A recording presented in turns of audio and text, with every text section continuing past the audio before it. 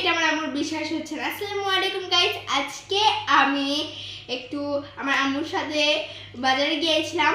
বাজারে গিয়ে বেল নিয়ে আসলাম আর বেলটাকে ফাটিয়ে এই যে বেলটাকে বের করে নিলাম। আজ আমি বেল মাখা করবো, প্রথমবার আমি নিজের হাতে কিছু করছি। এটা আমার আম্মুর বিশ্বাসই হচ্ছে না, কারণ আমার মানে আমি হচ্ছে আব্বু আমার একমাত্র মেয়ে, তো এই জন্য আমি নিজের হাতে কিছু করি না। আমার আম্মু পরিবারের সব কাজ করে, সবার দেখাশোনা করে, সবাইকে খাওয়ার জন্য রান্না করে, অনেক কষ্ট করে। আমি কিছুই করি না, আমি শুধু বসে থেকে গিলি।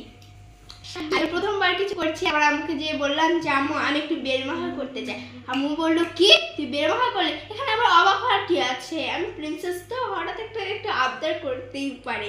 তো এই জন্য আমি কোনোদিন কিছু করিনি, আমি ওরকম আমার আইডিয়া নাই। আমার আম্মুর থেকে সব কিছু শুনে শুনে আমি এখানে বেল মাখাটা মাখাবো আর সবশেষে আমি রিভিউ দিব। তো প্রথমে কি দিতে হবে আম্মু? প্রথমে রসুন নাও। হ্যাঁ, এই যে নিয়েছি। হালকা একটু লবণ নাও। দিয়েছি। এখন একটু হালকা হলুদ দাও। হালকা একটু হলুদ দিব। এতটুকু? আর একটু কম দাও। হ্যাঁ। এখন ওখানে তুমি মরিচ নাও, মরিচের গুঁড়ো নাও। হ্যাঁ, নিয়েছি। আচ্ছা, ওখানে হালকা একটু চিনি দাও। দিয়েছি। এতটুকু? হ্যাঁ, চিনি দিছ। এখন ওখানে সরিষার একটু তেল নাও। এখানে করে দিই, আমার বেশি হয়ে গেলে দিব। আচ্ছা, এখন সুন্দর করে মাখাও।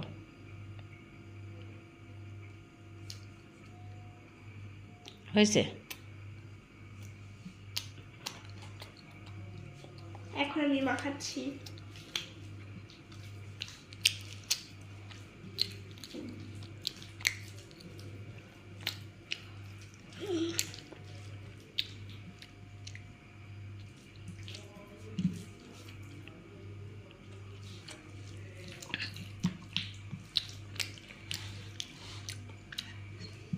হ্যালো গাইস, ভালো করে মাখাচ্ছি যেন খেতে টেস্ট হয়।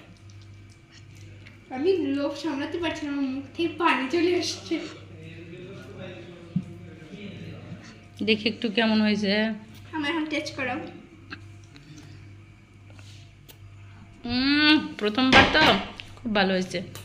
তো নাও, এখন আমি খাই।